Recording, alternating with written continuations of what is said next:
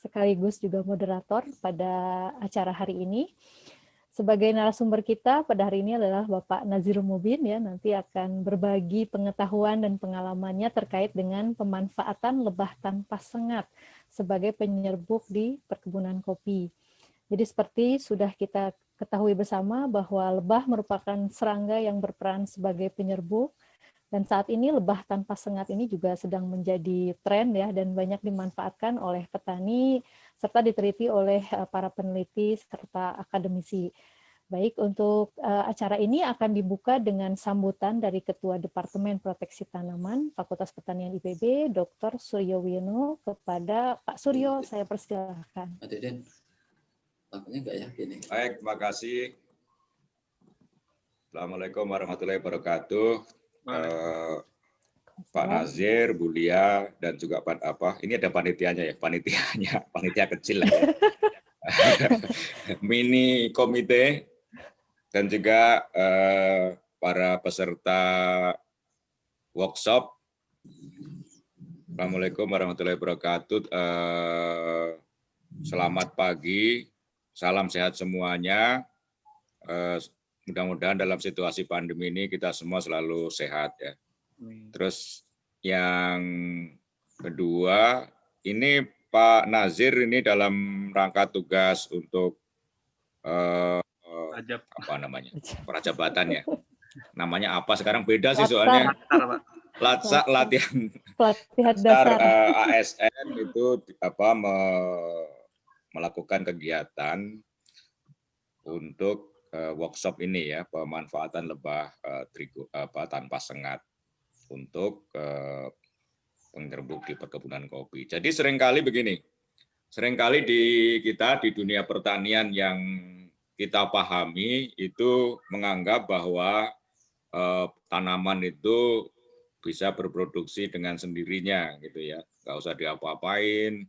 Oh, kopi ya dia akan berbuah, cabai juga akan berbuah, pupuk, airi, pengendalian hama penyakit kan begitu ya. Itu secara konvensional begitu. Nah, akhir-akhir ini ya 10 tahun terakhir bahkan juga FAO itu sudah menekankan pentingnya penyerbuk polinator dalam produksi tanaman, dan itu sudah banyak dibuktikan di berbagai belahan dunia bahwa polinator itu sangat penting bagi produksi tanaman, sebagian besar tanaman, karena sebagian besar tanaman penyerbukannya dibantu oleh serangga, yaitu oleh insek. Nah, sehingga ini di Indonesia masih belum mainstream ini. Jadi kalau mainstreamnya untuk produksi pertanian di Indonesia ya tanaman produksi kalau dipupuk, diairi, dikendalikan penyakitnya seperti itu. Ini belum menyentuh pada polinator. Sehingga apa? Ada kejadian-kejadian konyol tahun sekitar 2010 itu ada program untuk pengendalian lalat buah oleh satu kementerian. Petani dibagi-bagi net itu, petani-petani ketimun bagi net untuk mengendalikan lalat buah. Wah, dicoba semua, banyak yang ngadu ke saya ke tanaman. Wah, timunnya nggak berbuah, Pak, katanya. Wah, ini jadi celaka ini ya. Jadi ya kalau nggak ngerti serangga begitu. Jadinya pengendalian lalat buah, timunnya steril dari serangga, akhirnya jadi gagal panen. Banyak yang terjadi gagal panen karena suatu program ya.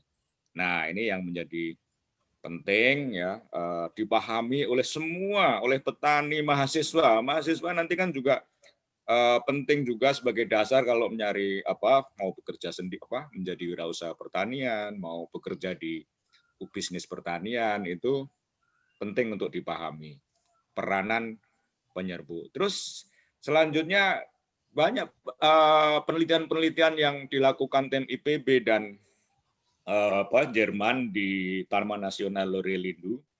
Saya kebetulan tergabung walaupun nggak intensif dengan Bu Evi, Pak Idam, gitu ya, Bu Dami. Jadi produksi kopi dan juga kakao makin dekat dengan Taman Nasional, dengan hutan itu produksinya ternyata meningkat. Nah, itu ada penelitiannya dari stream STORMA waktu Stability of Rainforest Margin IPB. Ternyata setelah diteliti, kenapa dihitung jarak ya per kilometer, makin dekat dengan hutan itu produksi kopi dan juga kakao itu meningkat. Setelah diteliti, ternyata peran polinator, kelimpahan polinator yang tadi makin dekat hutan itu makin melimpah ya. Sehingga inilah yang disebut dengan ecosystem services yang sangat penting bagi produksi tanaman secara keseluruhan yang selama ini tidak kita sadari sehingga underutilized dan bahkan kita sering merusaknya. Kenapa kita sering merusaknya? Penggunaan pestisida, insektisida, dan juga mungkin juga fungisida itu akan mempengaruhi tadi berbagai polinator yang disediakan oleh Allah Subhanahu wa taala untuk membantu kita memproduksi berbagai tanaman kopi, kakao, cabai, timun dan lain-lain. Jadi banyak sekali tanaman pertanian yang sangat tergantung produksinya terhadap polinator. Nah, salah satu topik yang akan disampaikan oleh Pak Nazir, saya kira ini perlu dipahami, bukan hanya dipahami, nanti bisa diaplikasikan oleh saudara-saudara semua, para mahasiswa, dan juga setelah lulus nantinya diaplikasikan. Tidak ada dual fungsi di sini. Yang pertama, bagaimana membuat tanaman produksi secara optimal melalui optimalisasi polinasi oleh stingless bee. Yang kedua, ternyata kalau kita tambah dengan ditekuni stingless bee-nya sendiri itu mempunyai nilai ekonomi karena menghasilkan madu yang harganya relatif mahal. Sekedar informasi, di dunia, di Perancis ya, Perancis sejak 2006 itu menerapkan undang-undang agroekologi. Undang-undang agroekologi ini salah satu pertama adalah menggunakan bibit yang benih yang bermutu. Yang kedua biological control, pengendalian hayati. Yang ketiga adalah petani wajib memelihara lebah. Luar biasa itu. Ada itu dia di Prancis, lihat tuh undang-undang agroekologi Prancis ya. Jadi petani wajib untuk memelihara lebah, yang selanjutnya petani harus memelihara pohon. Semuanya untuk meningkatkan produksi yang berkelanjutan. Nah ini saya kira kita sebagai orang pertanian, jadi karena sekarang ilmu pengetahuan dan sains biologi dan juga pertanian juga berkembang dengan pesatnya, kita juga harus memahami dan mengaplikasikan pendekatan-pendekatan baru dalam pertanian. Salah satunya adalah optimalisasi peran serangga polinator. Saya kira itu saja. Saya kira ini sangat penting untuk kita semua, untuk mahasiswa, untuk masyarakat umum, dan untuk bahkan juga pengambil kebijakan. Karena tadi salah kebijakan fatal. Maksudnya mengendalikan alat buah, tapi timunnya jadi nggak berbuah. Nah, itu karena dia. Saya kira itu. Ini kejadian nyata. Saya waktu ketemu sama pihak-pihak yang punya program tadi, jadi pengetahuan tentang entomologi, tentang polinator, menjadi sangat penting untuk dipahami, diketahui secara baik di kalangan pertanian termasuk mahasiswa. Saya kira itu. Selamat untuk berworkshop. Dengan ini, acara workshop ini saya buka dengan ucapan Bismillahirrahmanirrahim. Assalamualaikum warahmatullahi wabarakatuh. Waalaikumsalam warahmatullahi wabarakatuh. Terima kasih kepada Pak Suryo. Sebelum kita menginjak acara inti kita ada pretest dulu ya, Pak Nazir ya. Kita akan ada pretest dulu. Untuk linknya bisa dilihat di kolom chat. Silakan bagi peserta untuk mengisi pretest pada link tersebut di kolom chat.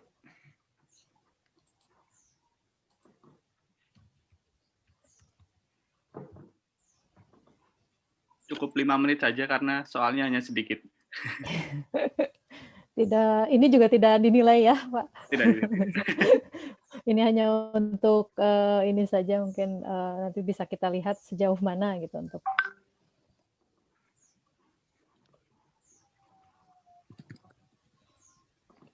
Pak Nazir, ini ada yang nanya ini, Pak Patmo itu mau ikut ya, boleh nggak ya? Boleh ya. Itu sudah hadir, Pak. Sudah hadir, Pak. Ya. Pak. Selamat datang Pak Patmo.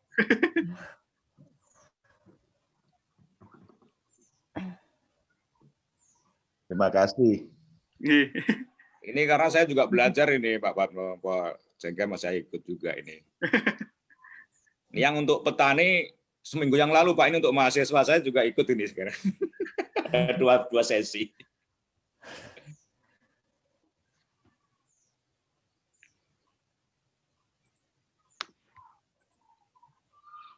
Sambil ngopi ini nggak apa-apa lah. Temanya kopi sambil ngopi, Pak.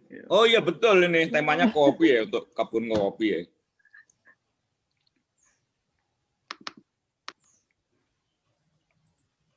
Ini Pak Patmo, Pak Nazir ini yang menekuni penyerbuk kelanceng, atau bahasa Sundanya kan tewel. Sudah pernah ngobrol juga Pak pas yang di Ciremai kemarin itu. Oh iya betul.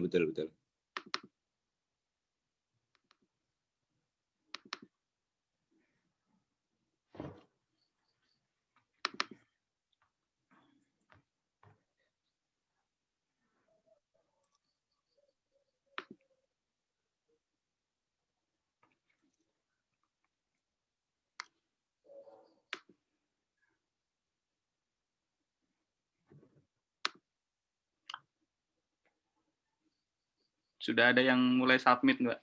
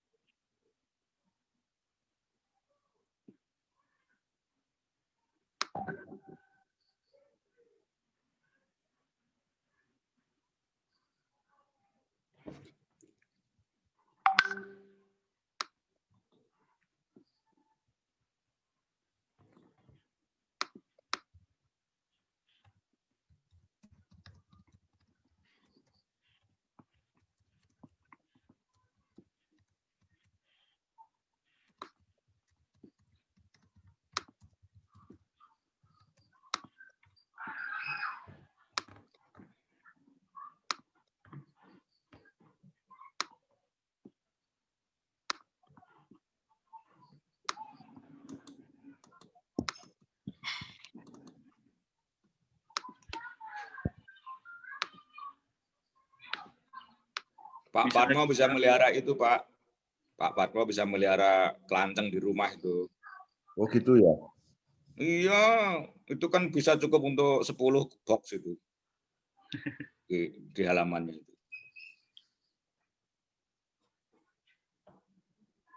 Engkau dipanen sendiri, di ini sendiri, dinikmati sendiri.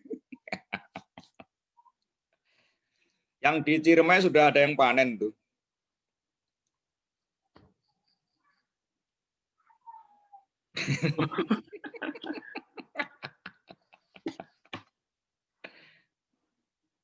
Bu Lia, kita mulai saja, sudah pada isi.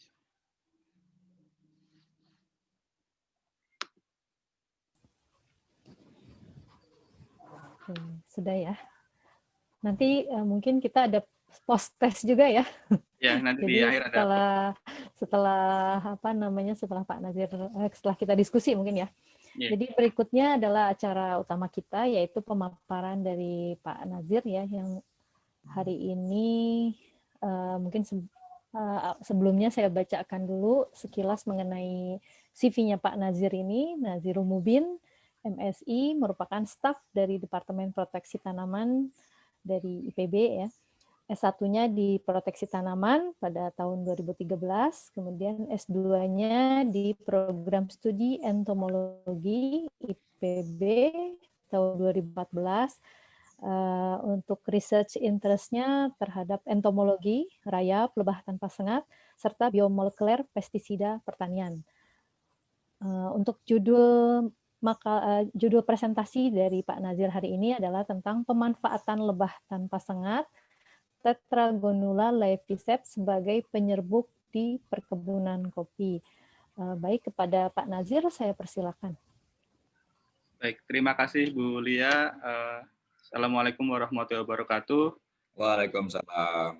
Selamat pagi, salam sejahtera bagi kita semua. Terima kasih Pak Suryo, terima kasih Pak Patmo yang sudah berkenan hadir untuk mendengarkan sedikit ilmu yang saya ketahui. Jadi awalnya pemanfaatan lebah ini memang sudah cukup banyak, tetapi kalau untuk lebah tanpa sengat ini belum banyak yang menggandrungi karena belum banyak mengetahui tentang lebah tanpa sengat ini. Dan apalagi pemanfaatannya untuk di pertanian, perkebunan itu belum banyak. Nah, di sini karena ini merupakan bagian dari kegiatan pelatihan dasar CPNS dan mengambil temanya yang menjadi hobi dan nantinya harapannya bisa berlanjut. Jadi tidak hanya sebatas hobi, tidak hanya sebatas kegiatan prajabatan CPNS, tapi harapannya bisa benar-benar mengabdikan kepada petani. Dan yang sesi pertama kemarin saya sudah melakukan sosialisasi atau workshop ke petani di Pamijahan, di petani kopi, baik petani kopi Robusta maupun kopi Arabica di sana. Oleh saya sendiri, Nazir Mubin, staf Departemen Proteksi Tanaman.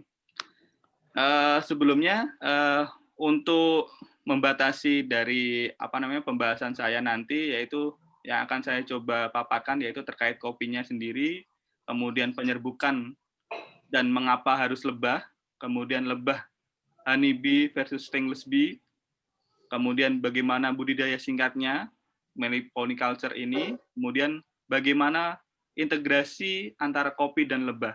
Yang tadi disebutkan oleh Pak Suryo bahwa kopi itu menguntungkan, lebah juga menguntungkan. Jadi ketika kedua aspek ini, kedua item ini mempunyai nilai ekonomi, mempunyai nilai yang tertentu, kemudian kita gabungkan, bagaimana nanti yang kita harapkan setelahnya. Siapa yang tidak mengenal yang namanya kopi janji jiwa orang Bogor? Mungkin teman-teman atau rekan-rekan di sini yang mahasiswa, karena di sini targetnya yang kedua sesi ini adalah mahasiswa, mungkin ya Pak Patmo sukanya minum kopi, klotok, apapun terserah. Nah, sama dengan saya Pak Patmo udah generasi tua itu. Pak Patmo, Pak Suryo kopinya kopi yang kental seperti ini. Kental. Kopinya jenis Robusta yang agak pahit seperti itu. Tajam seperti ini mah kopi kekinian ya yang janji jiwa. Kalau kita kopinya kopi-kopi yang mild, yang sedang. Itu kopinya, kadar kopinya juga mungkin sedikit ya. Iya. Kopinya rendah itu, Pak. Kopinya rendah ya. Kopinya jangan-jangan hanya essence saja. Kemudian kopinya yang tidak kalah yang ada di kafe-kafe, di restoran, entah itu dibuat dalam proses V60, Vietnam drip, dan sebagainya. Yang harganya juga tidak kalah bersaing. Harganya di atas 50.000, bahkan ada yang 100.000 dan sebagainya. Jadi kopi ini dikenal dari mulai menengah bawah sampai menengah atas. Tidak ada yang tidak mengenal kopi. Seperti itu. Jadi kopinya dikenal oleh semuanya. Dan yang kita ketahui, kopi-kopi semua itu berasal dari biji kopi ini. Jadi biji kopi yang melimpah seperti ini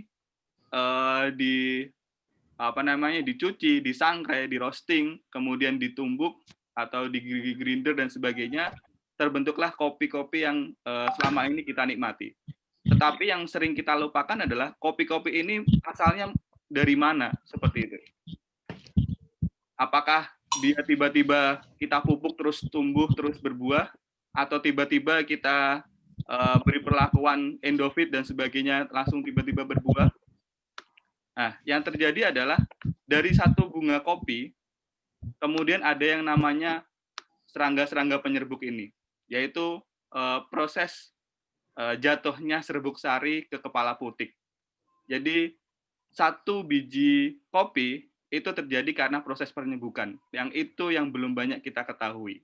Jadi kalau kopinya tadi sebanyak ini, artinya banyak bunga yang banyak bunga yang dilakukan diserbuki oleh serangga-serangga. Salah satunya adalah lebah seperti itu. Nah, sebelum kita beranjak ke kopi, ke lebah, kita coba ketahui tentang klasifikasinya. Nah, kita karena di sini targetnya adalah mahasiswa, kita tentu perlu ada mengetahui klasifikasinya, kingdomnya plantae, genusnya kopi, dan yang kita ketahui kopi itu sebenarnya ada 3, Arabica, Canepora, dan Liberica. Jadi Arabica ini yang kita ketahui kopi Arabica, Canepora ini Robusta, Liberica ini yang ukurannya lebih besar. Sebenarnya Liberica ini sudah dikenal sejak dulu, tetapi karena produksinya rendah, kemudian peminatnya kurang banyak, akhirnya kalah dengan penikmat kopi Robusta dan Arabica. Lahan-lahan akhirnya yang banyak ditanam adalah kopi Robusta dan Arabica. Dan khusus Liberica ini, setelah saya konsultasi dengan beberapa ahli, ternyata diketahui ditanamnya adalah di tanah gambut. Jadi banyak ditanam di Sumatera dan di Kalimantan. Nah, ini adalah penampakan dari kopi, bunganya, kemudian ini adalah putiknya. Jadi serbuk sari yang jatuh di kepala putik ini yang akan nanti menjadi biji kopi ini. Bahkan kemarin ketika saya konsultasi dengan ahli di Dinas Pertanian Pangan dan Perkebunan Bogor ya, sebagai ahli kopi, ada yang namanya kopi lanang. Jadi 1 buah kopi itu terdiri hanya 1 biji. Dan itu disebabkan karena kegagalan dari penyerbukan. Jadi kurang sempurnanya dari proses penyerbukan. Ada yang namanya kopi lanang atau kopi laki-laki kalau orang Jawa. Nah, ini kopi sendiri, kita menjadi produsen kopi yang cukup besar, bahkan 5 terbesarnya ada di beberapa provinsi di Indonesia, dan di Bogor itu penyumbang kopi tertinggi di Jawa Barat, menurut Pak Septian ini di Stan Pangbun 2020, yaitu sekitar 2.800 ton per tahunnya, baik itu kopi Robusta maupun Arabica. Untuk ekspor impornya, ekspor terbesar menurut BPS itu ada di Amerika, kemudian Jerman dan sebagainya. Tetapi menurut Pak Septian ketika saya konsultasi, dengan kondisi COVID seperti ini memang mengalami penurunan, tetapi produksi tetap berjalan. Jadi produksi di lapangan tetap berjalan, akan tetapi karena kopi ini tidak 1-2 hari membusuk, akhirnya bisa dilakukan proses penyimpanan. Nah, nanti untuk proses penyimpanan ada masalah lagi dan sebagainya, itu nanti ke Bulia saja, karena hama gudang, seperti itu. Nah, untuk kopi Arabica dan Robusta, yang kita ketahui, Arabica asalnya dari Ethiopia, Robusta dari Kongo. Tapi yang ingin ditekankan di sini adalah terkait rasa dan tingkat kafeinnya. Kalau Arabica rasanya lebih manis dan terdapat rasa-rasa buah, jadi wangi seperti itu. Dan lebih mild atau softer seperti ini. Kafeinnya cukup rendah, di bawah 1,5%. Dibandingkan Robusta, itu rasanya lebih kuat, lebih pahit seperti itu. Kemudian kafeinnya tinggi. Jadi ini lebih cocok kepada teman-teman yang suka begadang. Nah, ini di sini lebih cocok menggunakan kopinya kopi Robusta. Dan biasanya kalau kita di di Tampomas atau kita di Warkop, kopinya jenis kopi Robusta. Kalau kita sering menikmati kopi Liyong di daerah Bogor seperti itu biasa yang digunakan adalah diketahui kopinya jenis kopi Robusta. Karena kalau kopi Arabica umumnya harganya relatif mahal dibandingkan kopi Robusta. Selanjutnya untuk ketinggiannya, Arabica di ketinggian 800 sampai 1.200 meter di atas permukaan laut. Sedangkan Robusta di bawah 900, biasanya di dataran rendah. Tapi di Pamijahan saya mengetahui beliau Pak Handi petani kopi yang ada di Pamijahan itu menanam 2 jenis ini karena ketinggiannya ada di 800, jadi beliau bisa menanam Arabica maupun Robusta, dan itu terjadi. Dan 70% perdagangan kopi di dunia itu Arabica yang menjadi dominannya dibandingkan Robusta, karena penikmat Arabica lebih dominan, meskipun harganya cukup mahal, kemudian rasanya kurang kuat, tetapi menurut penikmat kopi setelah survei dan sebagainya, ternyata 70% itu yang ternilai. Nah, kalau tadi terkait kopinya, kemudian penyerbukan dan sebagainya, di pretest tadi juga ada yang disebutkan bahwa kopi itu bunganya seperti ini. Jadi dalam satu cabang itu terdapat banyak bunga, atau disebutnya planta multiflora. Jadi berbunga banyak dalam rangkaian yang bergerombol. Dan bunganya itu berada di ketiak-ketiak daun. Jadi setiap ketiak daun itu nanti akan muncul bunga. Dan yang menjadi masalah ketika saya konsultasi juga, karena memang saya bukan ahli dari kopi, saya tanyakan bahwa ketika produksi tahun ini bagus, kemudian tahun berikutnya kurang bagus, umumnya proses pemanenannya yang kurang baik. Ada proses pemanenan yang petik langsung, petik buah merah, atau menggunakan proses petik rampasan. Jadi di semua merah maupun hijau, semuanya diambil. Itu yang membuat nantinya produksi buah di tahun berikutnya itu kurang bagus. Kemudian bunga kopi itu termasuk bunga lengkap, karena putik dan benang sarinya dalam satu bunga atau berumah satu. Nah, ini yang mungkin di teman-teman agronomi juga menanyakan, atau kita juga menanyakan, kalau putik dan benang sari itu dalam satu bunga, pasti akan terjadi proses penyerbukan sendiri. Nah, ternyata di beberapa jenis tanaman, termasuk kopi ini, meskipun benang sari bisa jatuh di kepala putik sendiri, itu ternyata ketika ada peranan dari serangga atau peranan dari organisme lain yang membantu kemudian meningkatkan jumlah serbuk sari yang jatuh, itu mampu meningkatkan chance atau kesempatan untuk menjadi buah nantinya.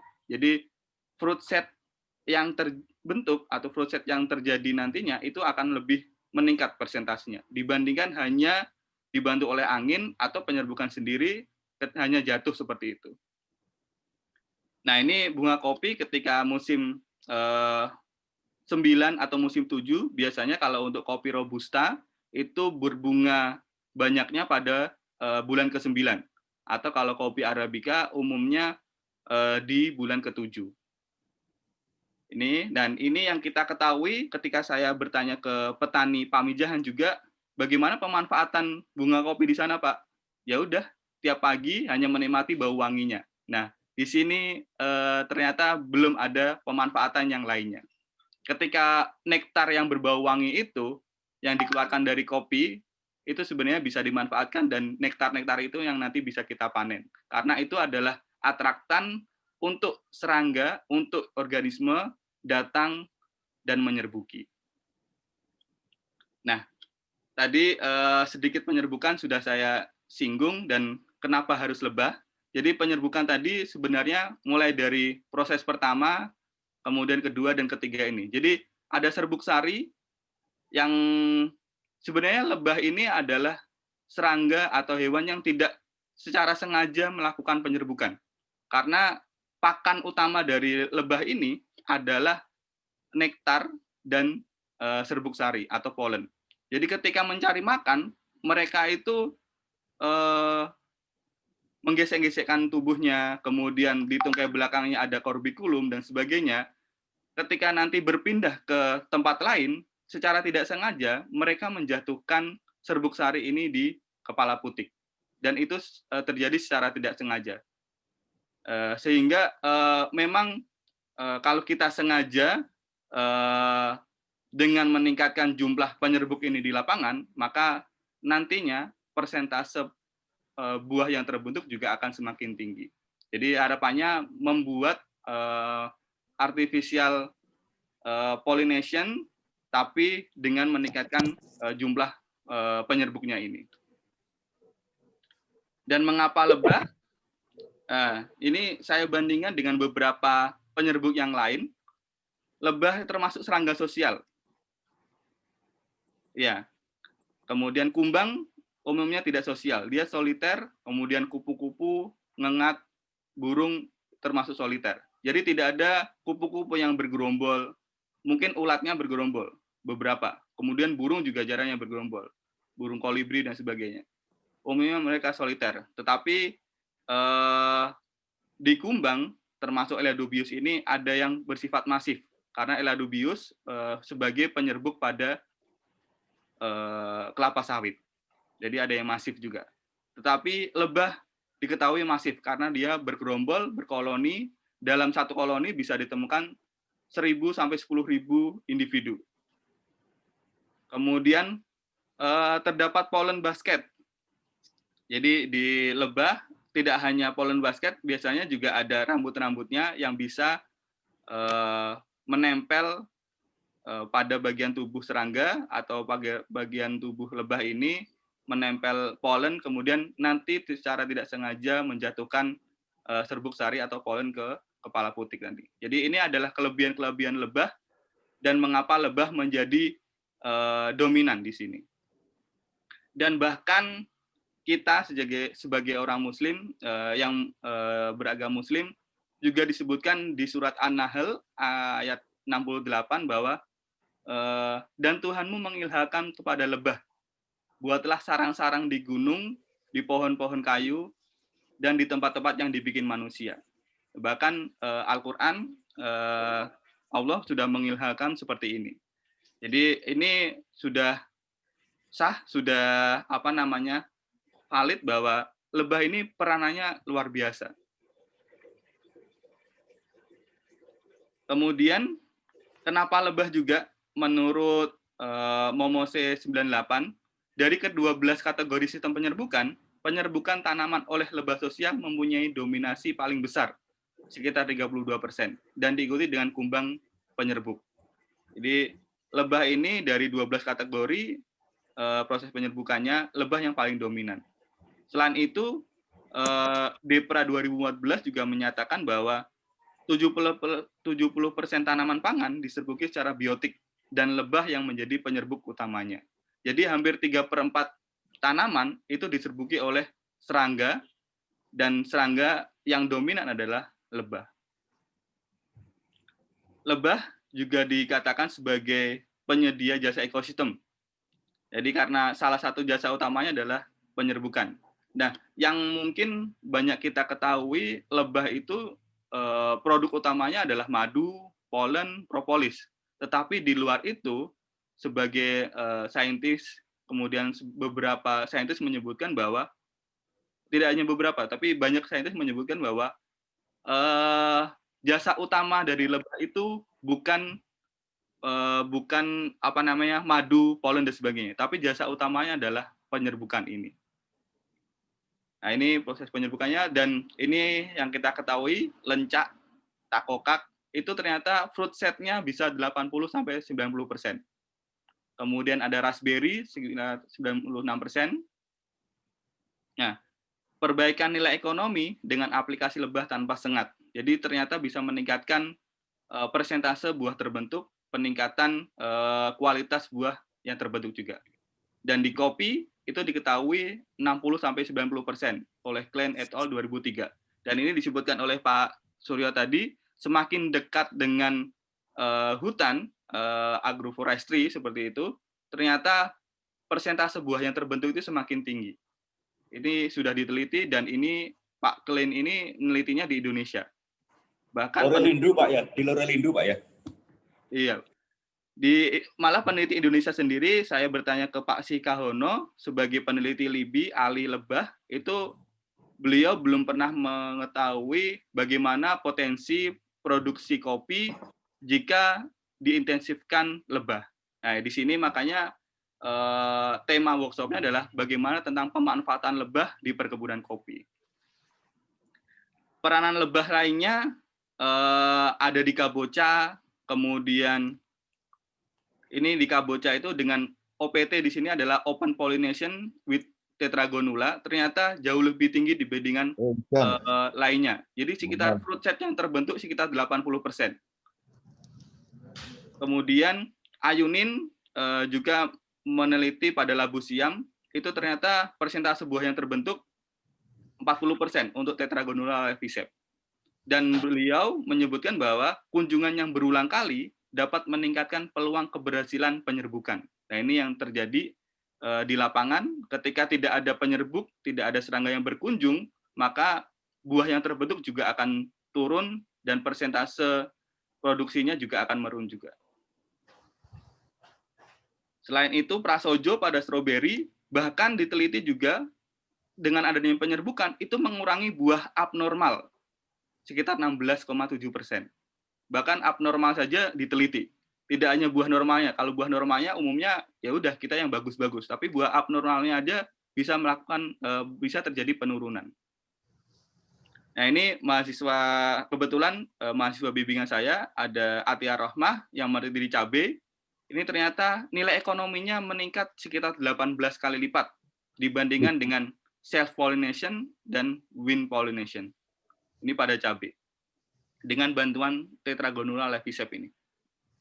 Kemudian Ivan Zidni, dengan open pollination, dengan bantuan lebah tentunya, itu meningkatkan fruit set, kenormalan buah, panjang buah, diameter buah, bobot buah, dan sebagainya, ini pada timun. Nah, ini kalau tadi Pak Suryo mengatakan bahwa dengan timun, untuk mengendalikan lalat buah seperti apa, ya, jangan sekali-kali menggunakan paranet lagi, seperti itu.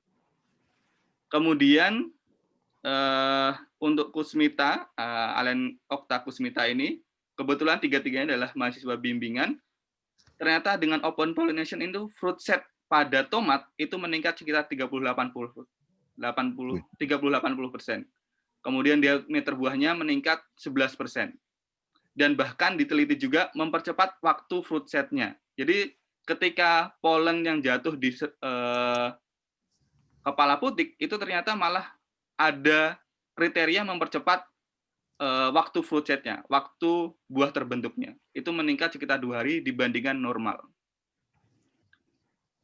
Nah, ini penyerbukan oleh lebah. Jadi ketergantungan tanaman terhadap lebah itu umumnya tinggi sekali. Ada yang 100% tergantung terhadap penyerbuk. Ada yang sangat tinggi. Dan proporsi lebah sebagai penyerbuknya bahkan ada yang juga 100%. Ini almond. Jadi ketika almond ini tidak diserbuki, maka buah-buah almond yang kita biasa makan di Silver Queen dan sebagainya, itu nanti tidak ada lagi Silver Queen dengan rasa almond dan sebagainya. Bahkan di yang lainnya, carrot, kemudian brokoli, itu 90% seperti ini. Nah, tadi sudah menyinggung terkait koloni lebah. Jadi lebah itu termasuk serangga sosial selain semut dan rayap. Nah, jadi beruntungnya saya meneliti tentang lebah ini karena berkaitan dengan rayap. Jadi penelitian saya S1 dan S2 rayap, tapi hobinya lebah. Tetapi masih sama-sama serangga sosial. Jadi kalau di lebah itu terdapat pembagian kasta, yaitu ada ratu, pekerja, dan pejantan. Nah, untuk ratu ini fungsinya hanya menghasilkan telur. Pekerja, kalau pejantan itu fungsinya hanya kawin. Sedangkan pekerja ini fungsinya sebagai perawat anak, pencari makan, merawat indukan, merawat telur, kemudian membersihkan sarang, dan sebagainya. Makanya sekitar 80% koloni lebah itu terdiri dari lebah pekerja. Dan ini kalau ini adalah lebah honeybee, dan ini adalah lebah stingless bee. Jadi ukurannya memang relatif berbeda. Dan ini koloni dari kelanceng atau Tetragonula leaficeps khususnya. Nah, ini perbedaannya. Ya, kalau kita ketahui sekilas, ketika ada bunga, kemudian ada serangga yang datang menyerbuki. Nah, untuk honeybee ini ukurannya relatif besar, sekitar 2,5 cm meter. Sedangkan stainless bee ini ukurannya hanya sekitar 0,5 sampai 1 cm. Yang paling besar sekitar 1 cm. Jadi ukurannya relatif kecil. Jadi ketika saya konsultasi dengan Pak Sikahono sebagai peneliti lebah LIPI, bunga kopi itu nektarnya berada di dalam. Jadi ketika memanfaatkan lebah honeybee, memang mempunyai kemampuan proboscis yang cukup panjang. Tetapi yang lebih menguntungkan lagi adalah kelompok stingless bee ini, karena dia bisa masuk ke dalam bunga kopi dan mengambil nektar secara langsung. Ini perbedaan honeybee dan stingless bee, khususnya Tetragonula laeviceps. Jadi ukurannya relatif besar untuk honeybee. Stingless bee ukurannya kecil, keberadaan sengat ada untuk honeybee, sedangkan stingless bee tidak. Dan ini yang menjadi keuntungan dan kelebihan dari stingless bee ini. Kemarin ketika pemaparan di Pamijahan, petani sangat antusias. Oh, itu ada lebah yang tidak bersengat ternyata. Oh, saya malah baru tahu. Dan lebah itu menghasilkan madu tidak? Ternyata beliau-beliau itu sangat antusias karena ketika ada lebah, taunya ya lebahnya bersengat dan nanti akan mengkhawatirkan masyarakat sekitar. Tetapi dengan adanya informasi bahwa ada lebah yang tidak bersengat dan mampu menghasilkan madu, nah itu mereka menjadi daya tarik tersendiri. Kemudian terkait penanganannya, ini untuk honeybee relatif rewel, jadi relatif sulit dibandingkan kelanceng ini atau stingless bee ini. Produksi propolisnya, nah ini tadi disebutkan di awal bahwa kopi mempunyai nilai ekonomi, lebah juga sama-sama mempunyai nilai ekonomi. Dan lebah stingless bee ini, produksi propolisnya relatif tinggi dibandingkan honeybee. Dan ini yang sering dimanfaatkan banyak produk-produk propolis yang berasal dari stingless bee. Dan ini sudah mulai bermunculan produk-produk propolis yang berasal dari stingless bee.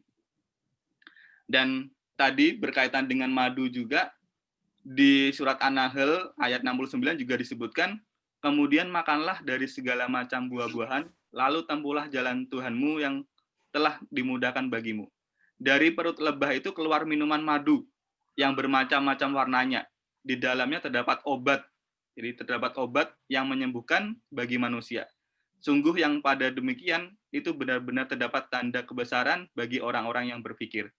Jadi ada madu dan diketahui disebutkan ini adalah merupakan obat, tapi bagi orang-orang yang berpikir. Ini juga sebenarnya karena saya bukan ustadz juga, jadi saya tidak bisa memberikan informasi banyak. Tapi ketika kita mau berpikir, mau mencari, ternyata ada loh obat yang tidak mempunyai efek samping.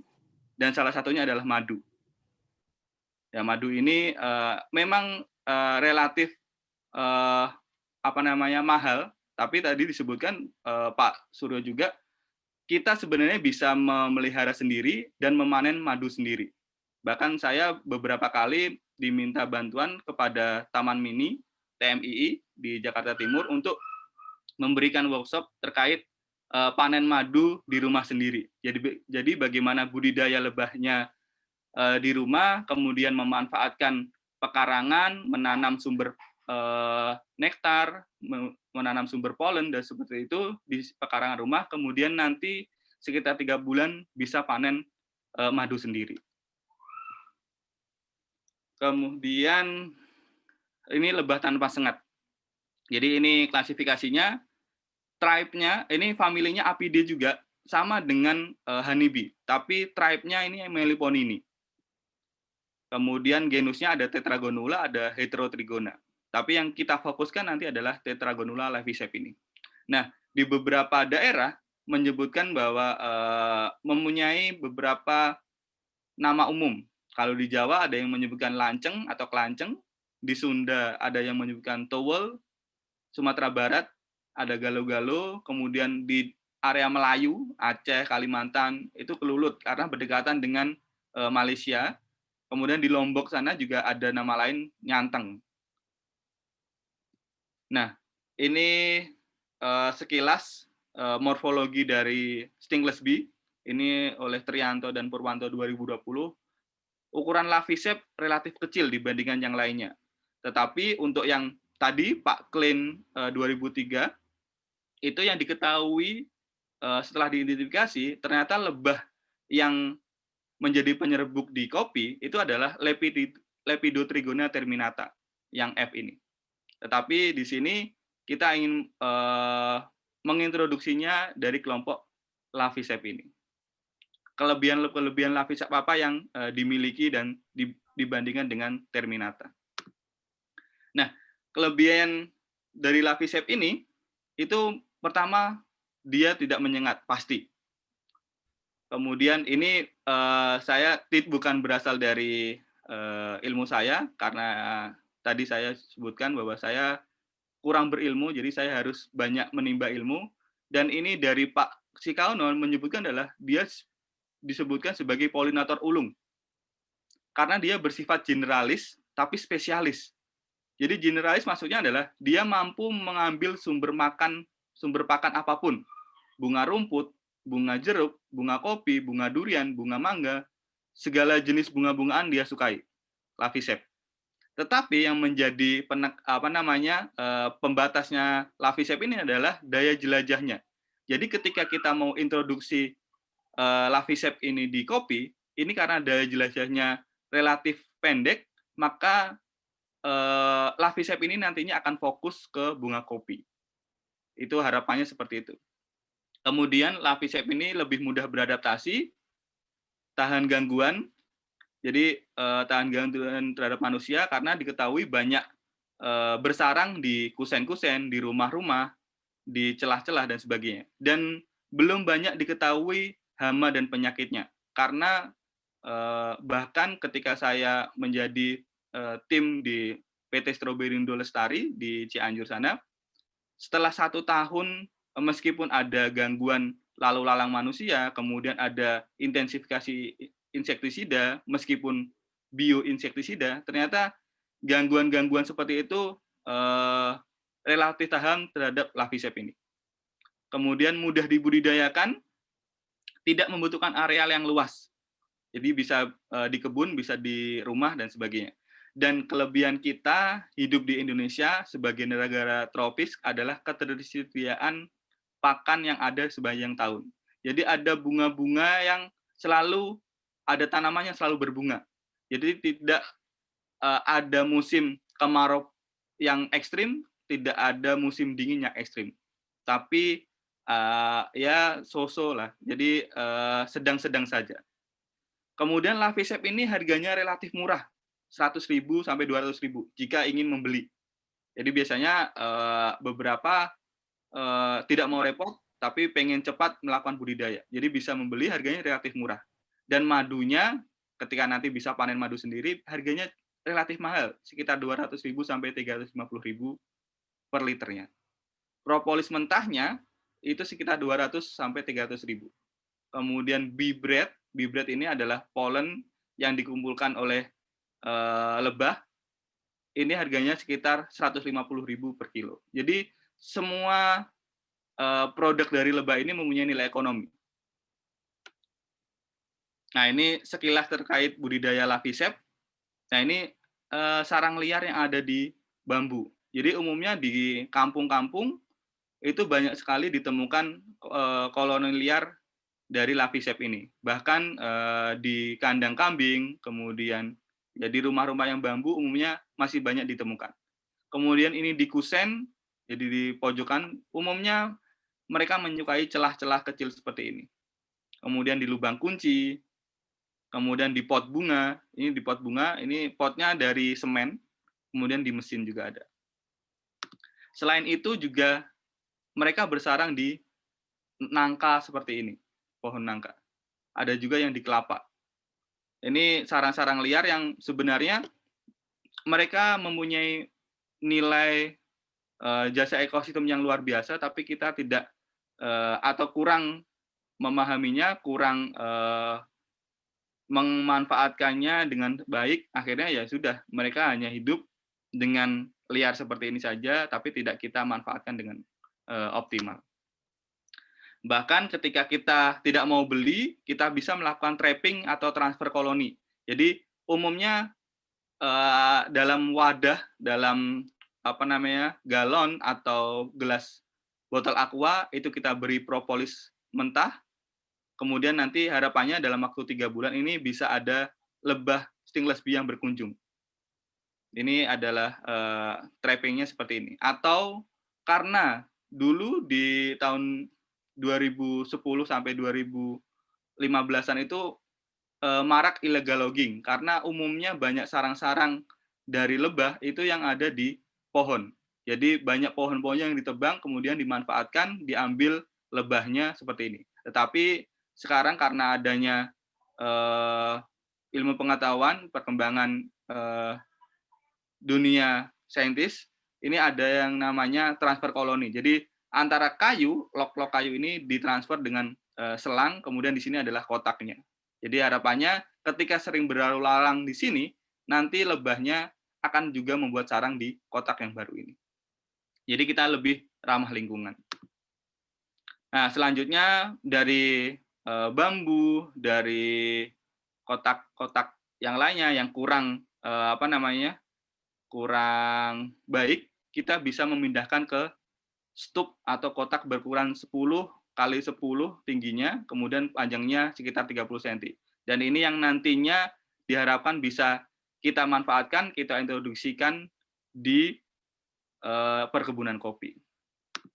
Nah, ini pemeliharaannya, jadi ketika sudah punya cukup banyak koloni, kita tidak hanya bisa memanen madu sendiri, tapi kita juga ada yang namanya proses penyewaan. Jadi kalau di luar negeri sana ada proses penyewaan dari lebah untuk proses penyerbukan. Tapi kalau di Indonesia belum banyak dilakukan karena umumnya masih berpikir bahwa produksi madu itu lebih menguntungkan dibandingkan produksi buah-buahan atau kopi yang selama ini kita konsumsi. Nah, ini yang konsep-konsep kopi dan lebah. Jadi harapannya ketika kita ada kopi, ada lebah, keduanya mempunyai nilai ekonomi yang tinggi, itu bisa kita manfaatkan, kita bisa kembangkan untuk meningkatkan kedua aspek ini. Jadi tadi disebutkan di awal adalah yang menjadi penyerbuk di kopi diketahui ada beberapa spesies stingless bee. Tapi yang sudah teridentifikasi spesiesnya adalah Lepidotrigona terminata ini. Dan ini orang yang pengidentifikasinya adalah dari University of Guelph di Kanada, dan ternyata karena hanya satu, akhirnya muncul persepsi bahwa ternyata Lavisep ini belum ada, meskipun ada 3 jenis trigona yang lainnya. Tapi ketika ini tidak ada, ini menjadi proses pengembangan tersendiri yang nanti bisa kita manfaatkan. Nah, produksi kopi dan kehadiran lebah itu semakin tinggi kunjungan lebah, semakin tinggi juga jumlah buah yang terbentuk tadi di awal.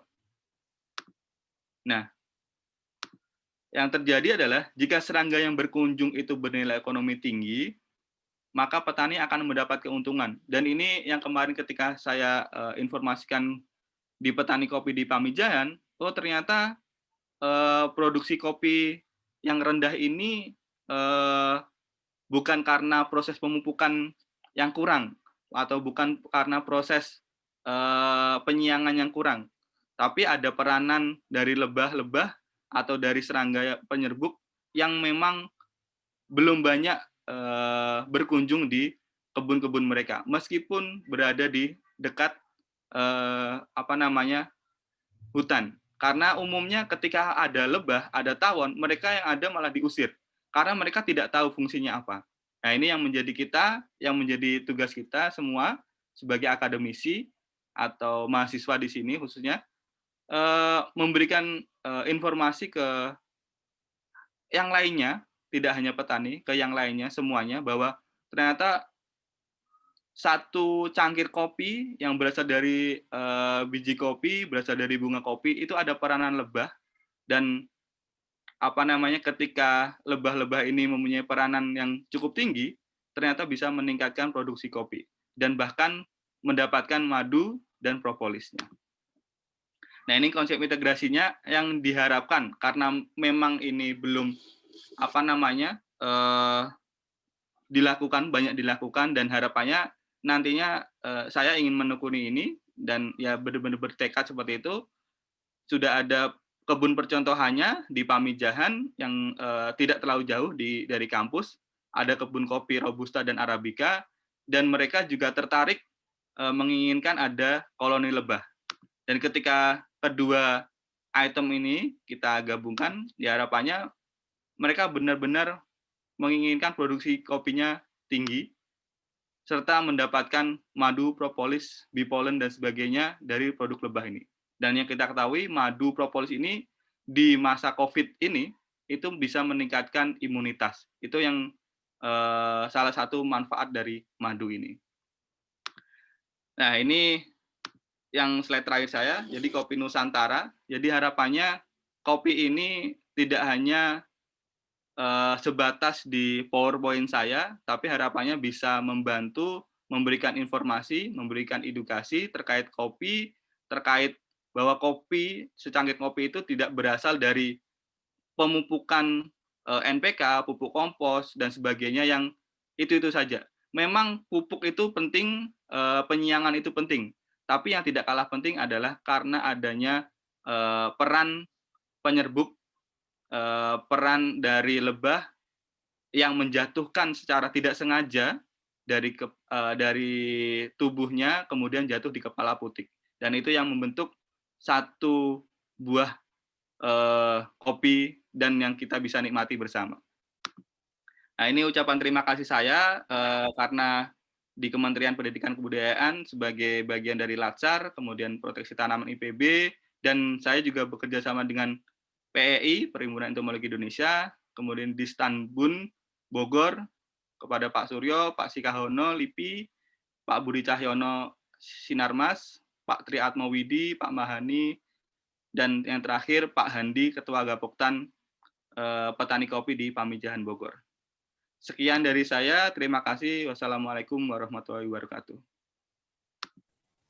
Waalaikumsalam warahmatullahi wabarakatuh.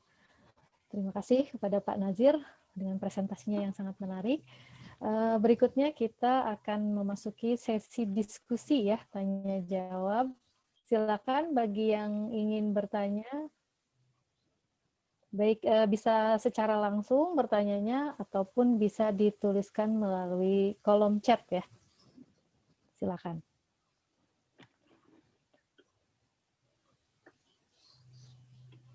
Mungkin Pak Patmo pengen bertanya, Pak. Pak Patmo, silakan. Masih di mute, Pak. Pak Patmo pun masih di mute, Pak. Terlebih dulu.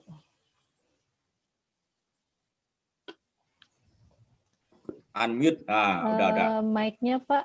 Halo? Udah Siap, ya? Terdengar, Pak. Udah. Iya. Temennya tadi ngeri loh. Oh, Temennya ngeri. Gabung tempat tanaman pangan itu disibuki oleh lebah. iya, Pak. Iya enggak? Betul. Saya ini nek perang ngapain bedilin orang. Gitu. Cuman bedilin lebah wis mati kabeh orangnya, gitu. Itu yang dikhawatirkan, Pak. Itu yang Oke. dikhawatirkan, Pak. Nah makanya ngapain perang kalian bedilin orang gitu pakai nuklir? Apa mending bedilin lebah ini. Nah sekarang pertanyaannya, musuhnya lebah ini apa? Predator pasti ada lah ya. Predatornya lebah ya.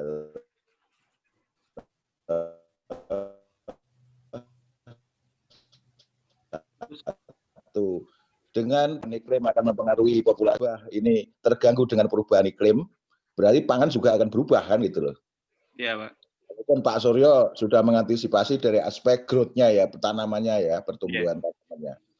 Nah, karena walaupun tanaman tumbuh kalau nggak ada polinatornya ya selesai juga kan gitu kan. Iya kan? Iya, Pak. Oke, jadi satu predatornya lebah ini apa? Tadi kan nggak disinggung ya. Iya. Kalau dari pestisida tadi aman-aman saja gitu kan ya. Diracuni apa aja kayaknya dia cuma mabok sedikit gitu ya. Mati, Pak. Kalau predator lebah relatif banyak, Pak, sebenarnya, Pak. Lah, Yang kalau di permukiman umumnya yang dikhawatirkan adalah burung seriti, Pak. malah itu ya. Burung seriti ya, walet. Iya, Jenis walet itu, Pak. Itu yang sering dikeluhkan oleh pembudidaya lebah lanceng itu burung seriti itu. Kalau untuk tawon dan sebagainya, karena ukurannya relatif kecil, jadi tidak banyak tawon predator yang datang. Tapi umumnya yang dikhawatirkan hanya itu. Tapi kalau untuk di lapangan, hama utamanya biasanya ini, Pak. Hama berkepala hitam, Pak. Manusia, Pak. Oh gitu ya. Jadi Perilaku jadi banyak yang memanfaatkan lebah-lebah ini yang langsung diambil koloninya, artinya dicuri, Pak. Oh. Berkepala hitam, namanya berkepala hitam. Kalau perubahan rambutnya iklim masih hitam.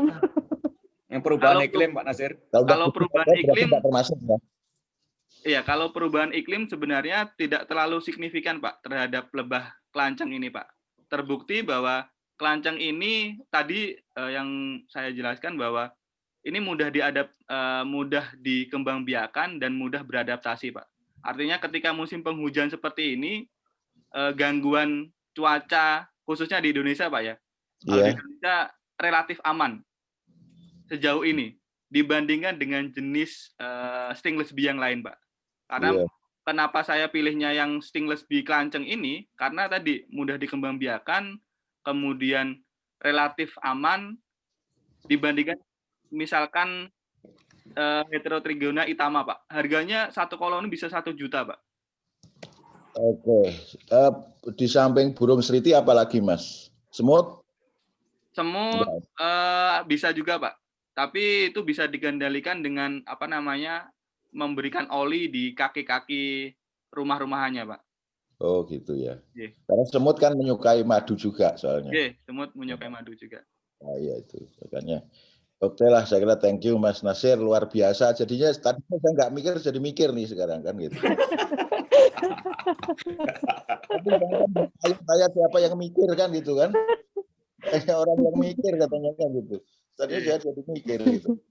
Kita Pak Suryo ikut-ikutan ya tanya lah. Oke, terima kasih Mas Nasir, Mbak. Terima kasih Mbak kesempatannya. Iya, Pak. Ya, terima kasih Pak Padmo atas pertanyaannya. Berikutnya ada penanya di chat ya dari Ahmad Yusuf Ibrahim. Jadi apakah jenis lebah ini juga dapat menjadi penyerbuk bagi tanaman buah naga? Karena tanaman buah naga kan selama ini mungkin memang diketahui penyerbukannya tidak bisa sendiri ya, maksudnya perlu dibantu oleh manusia seperti itu. Nah, pertanyaan keduanya, apakah lebah yang ada di belakang lab pendidikan kita itu di kampus, di belakang lab pendidikan adalah lebah Levisep? Ini apakah seperti itu? Silakan Pak Nazir. Terima kasih Mas Ahmad Yusuf Ibrahim. Ya. Jadi yang di belakang lab benar itu Levisep dan dulu pernah sempat saya pegang, tapi karena sudah tidak terpegang jadi akhirnya terbengkalai seperti itu.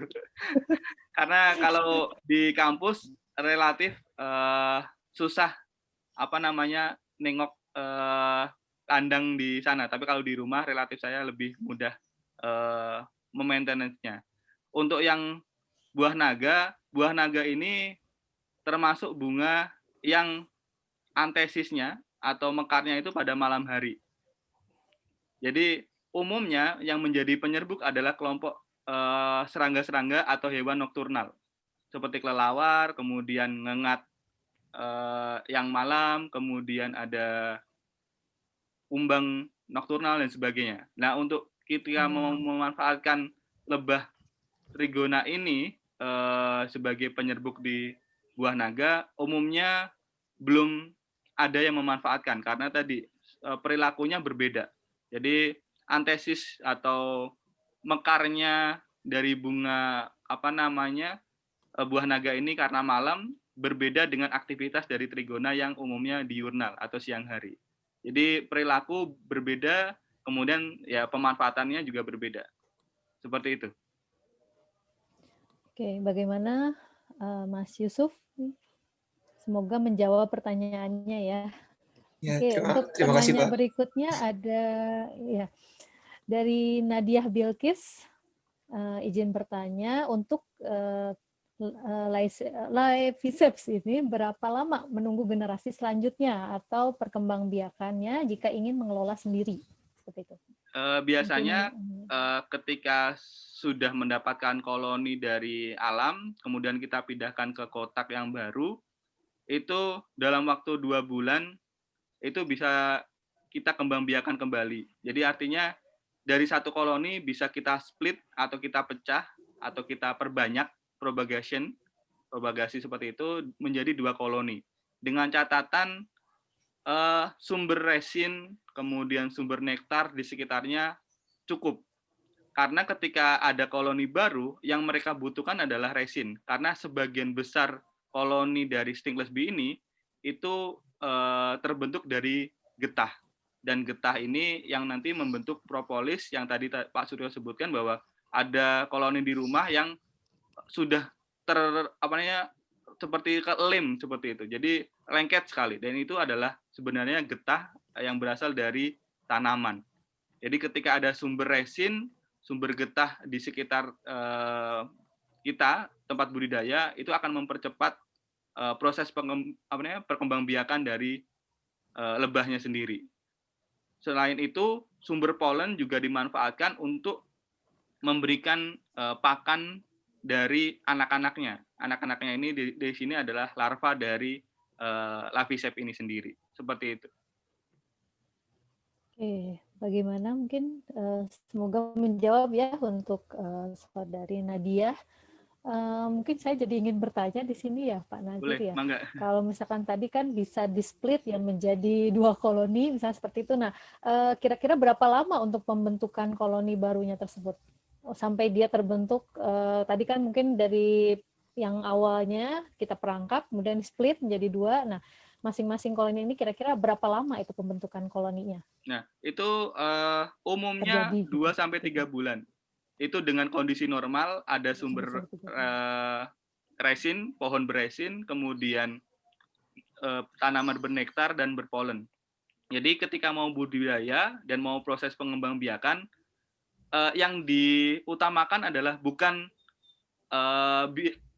indukan dari koloninya, tapi yang diutamakan adalah sumber pakan yang terlebih dahulu. Jadi sumber pakan menjadi utama. Karena ketika sumber pakan ini tidak diutamakan, nanti yang ada mereka mencari sumber pakan yang lain, kemudian berpindah ke tempat yang lain yang lebih dekat dengan sumber pakan tersebut. Biasanya seperti itu. Dan sumber resin, kalau di hutan umumnya ada damar, pinus. Tapi kalau untuk di permukiman, ketika kita mau panen atau memelihara lebah sendiri, itu yang sumber getah atau sumber resin itu adalah kelompok mangga, kelompok manggis, seperti itu. Itu tanaman-tanaman yang bergetah. Begitu, Bu Lia. Baik, terima kasih Pak Nazir. Nah, untuk berikutnya ada pertanyaan lagi di kolom chat ya, dari Andri Saputra. Jadi, Mas Andri ini ingin bertanya, katanya kan tadi disebutkan untuk memancing kelulut di alam liar itu bisa menggunakan propolisnya sendiri. Nah, apakah ada bahan pengganti propolis untuk menarik Laviceps ini di alam liar seperti itu? Kalau jenis propolis sebenarnya banyak, tapi yang paling murah dan paling mudah adalah dari propolis lebah itu sendiri. Jadi kita encerkan, kita berikan etanol seperti itu, kemudian kita kocok-kocok di dalam tabung. Jadi seperti kita melumasi seluruh permukaan dari botol tersebut. Setelah itu kita kering anginkan sampai tidak ada bau etanolnya, kemudian kita baru perangkapkan di alam liar. Dan itu keberhasilannya cukup tinggi. Jadi dengan catatan lagi, kondisi alamnya masih baik. Tapi yang beberapa peneliti menyebutkan bahwa ketika kita menggunakan jenis propolis tertentu, itu tidak hanya lebah jenis A atau jenis Laviceps saja yang datang, tapi jenis lebah yang lainnya juga bisa tertarik dari jenis propolis tersebut. Umumnya seperti itu. Oke, semoga sudah menjawab ya untuk Mas Andri. Tadi saya lihat ada yang raise hand. Tadi saya tidak sempat melihat namanya. Mungkin jika ada yang ingin bertanya langsung, silakan. Nah, mungkin saya nanya ini. Wah, ini saya Silakan Pak belajar ini. Suryo.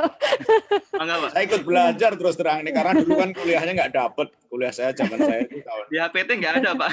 nggak ada, makanya saya sama dengan Pak Padmo. Jadi sebenarnya di sini belajar juga karena ini sangat menarik dan baru dan sangat penting untuk masyarakat petani ya. Jadi kalau tadi kan misalnya di budidaya secara intensif untuk ini ya stingless bee. Saya lihat yang di Malaysia itu dia kan sangat massal begitu ya. Dan mereka jadi eksportir madu trigona yang terbesar di dunia, kelihatannya kan begitu Malaysia itu. Nah, kalau kita di Indonesia, kira-kira di daerah mana ya Pak Nazir ya, yang misalnya kita kembangkan, atau nggak usah perlu di sentra ya, daerah-daerah tertentu saja gitu ya. Daerah mana kira-kira itu yang pertama untuk yang dikembangkan, sehingga apakah yang di bekas illegal logging yang di semak-semak di Kalimantan itu bisa gitu ya. Terus yang kedua, tapi susah nungguinya. Terus yang kedua kaitannya dengan yang alami, yang polinator alami, apakah sudah pernah diteliti misalnya di Bogor atau di mana lah gitu ya, yang paling banyak apa gitu yang di kopi itu ya, apakah secara alami ini yang tadi Levipes itu yang dominan apa gimana? Makasih Pak Nazir. Ya, sama-sama Pak. Jadi menjawab yang pertanyaan kedua terkait polinator alami, sejauh ini yang diketahui umum menyerbuki kopi itu adalah kelompok Apis dorsata, Pak. Karena berdekatan dengan hutan. Jadi Apis dorsata ini kelompok lebah hutan yang ukurannya cukup besar dan tadi karena berdekatan jadi lebih mudah mencari sumber pakannya di kopi. Karena kopi umumnya ditanam di dataran tinggi untuk jenis Arabica. Tapi untuk yang jenis Robusta, yang di dataran rendah dan sebagainya, itu banyak diketahui jenisnya Apis mellifera dan serrana, Pak. Jadi kelompok-kelompok apis ini yang memang umum diketahui menjadi penyerbuk. Nah, yang belum terjamah, belum banyak dieksplor adalah kelompok stingless bee ini sebenarnya. Padahal dari potensinya sendiri, dari jenis atau bentuk bunganya sendiri, ketika kita mau membuka bunga kopi, itu ternyata cairan nektarnya itu cukup melimpah. Dan dari kelompok stingless bee yang ukurannya kecil yang bisa atau mampu menggapai bagian dasar dari bunga kopi tersebut. Mungkin kalau untuk proboscis dari Apis mellifera karena ukurannya cukup besar itu bisa mampu, dan Apis dorsata. Tapi kalau Apis serrana yang lokal Indonesia itu malah tidak mampu. Seperti itu. Kemudian untuk area-area yang mungkin bisa kita manfaatkan untuk menjadi sentra atau menjadi pusat produksi madu atau sebagainya. Nah, ini juga tergantung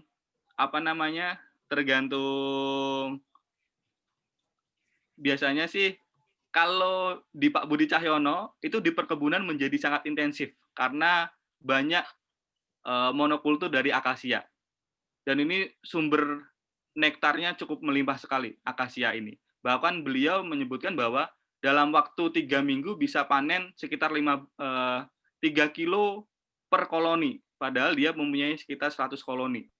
Jadi tiap 3 minggu. Dibandingkan dengan Apis kelompok stingless bee, ini baru bisa panen sekitar 2 bulan. Memang kalau dari produksi madu, stingless bee ini rendah sekali. Tapi kalau berdasarkan rendemennya, berdasarkan tingkat multivitaminnya, kalau misalkan kita mau membandingkan dari kandungannya, stingless bee ini kandungan vitamin C-nya, kandungan antioksidannya lebih tinggi. Karena dicirikan dengan madu yang rasanya asam. Itu seperti itu.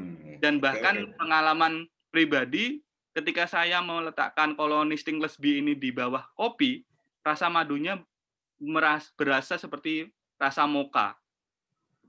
Jadi seperti bau mocha seperti itu. Kalau kita makan roti, kemudian ada rasa mocha, nah itu rasanya seperti itu. Jadi wangi. Wangi Jadi ya.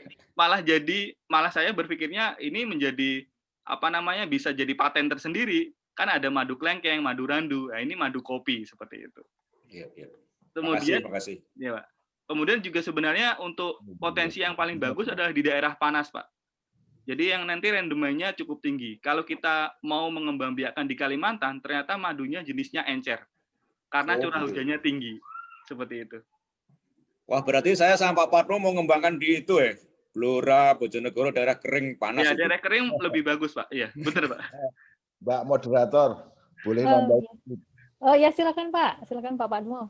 Pak Nasir, tadi value-nya lebah kan luar biasa ya, ada propolis, ada polen, bipolen, ada madu, ada itu gitu. Ya, Pak. Kalau ini kita keluar dari ruang teori gini, kita masuk ke ruang yang real.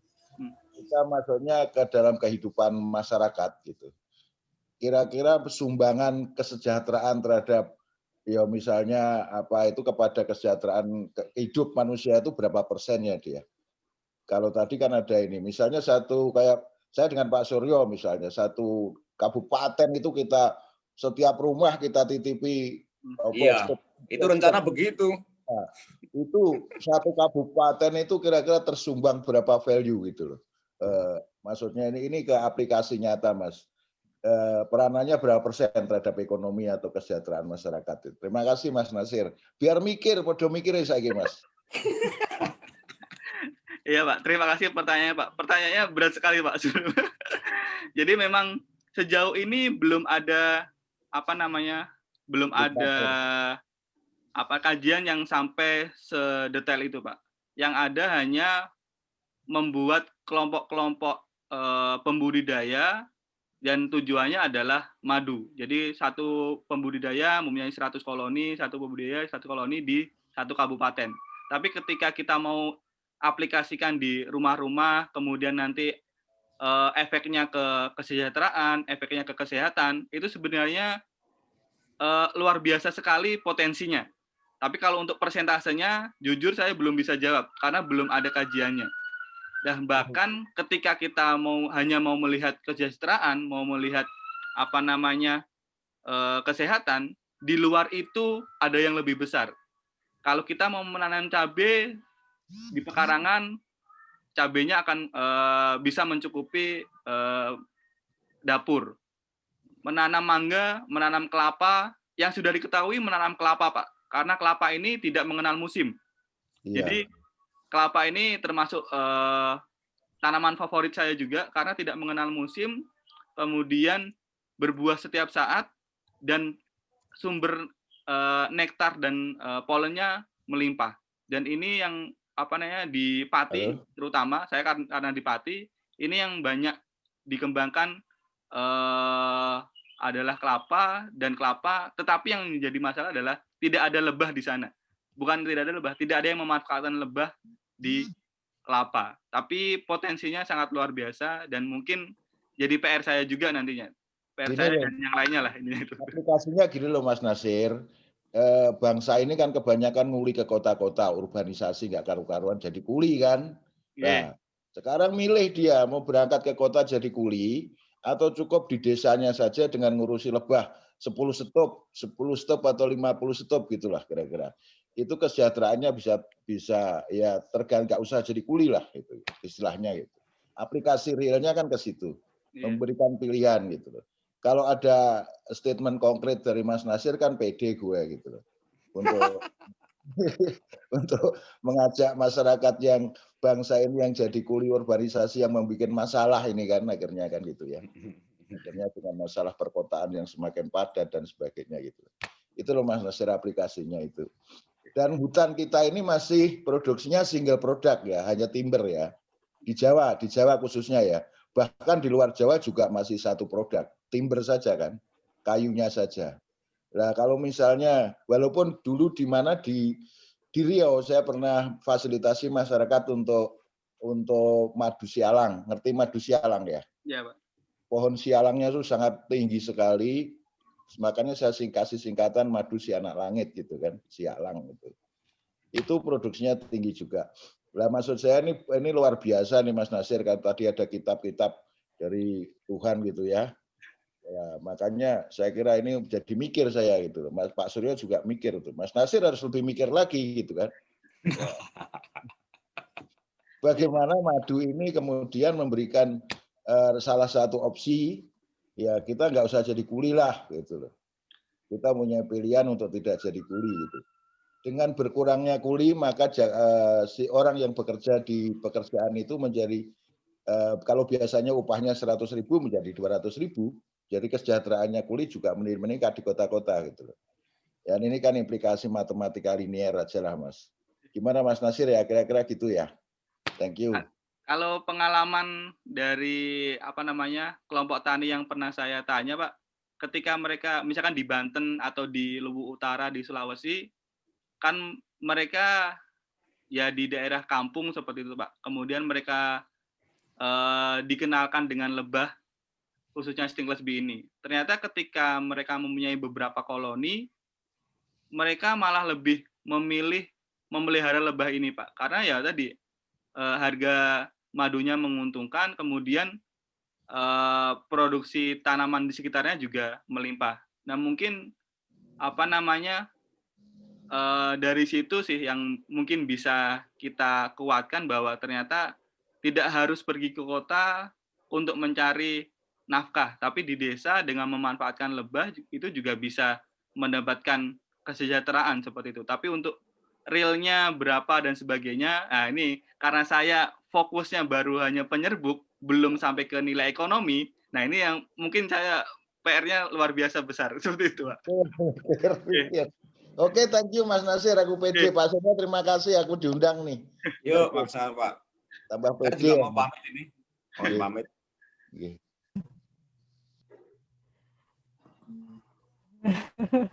Ya, masih tambah nih ya untuk yang berikut ada pertanyaan lagi di kolom chat ini. Idris, bah live cocok di budidaya daerah. Maaf mungkin karena tadi sempat sinyalnya kurang bagus.